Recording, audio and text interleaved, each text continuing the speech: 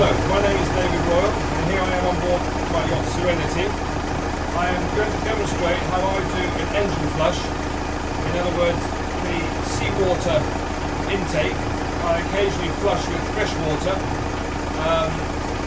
just so it prolongs the life of the internal components, particularly the heat exchanger, by removing the very corrosive seawater. I have my sea strainer here, which is above the sea level, so I can actually remove this lid without having to isolate the sea cock. Now at the moment the engine is running, seawater is feeding through, and this procedure I do quite quickly. I also have ready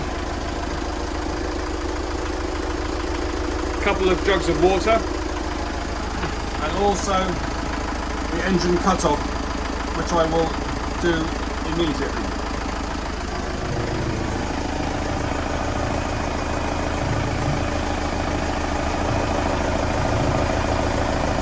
Right. So as soon as I open this sea strainer, water will cease to come through because there's no air being vacuumed in. Now the lid of this is quite stiff, so I use it's still feeding through, not a lot. Now I'll take it off quickly. It has now emptied.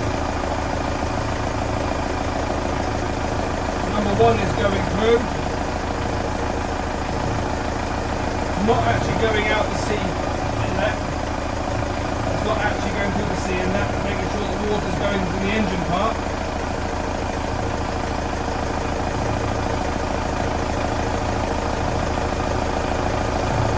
As I come to the end, I turn the engine off. And that is how I flush the engine with fresh water.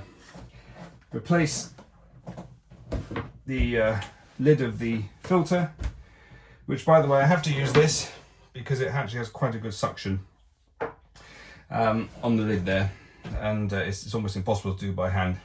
So this device I always have actually located right there for when required. And that's it. Thank you.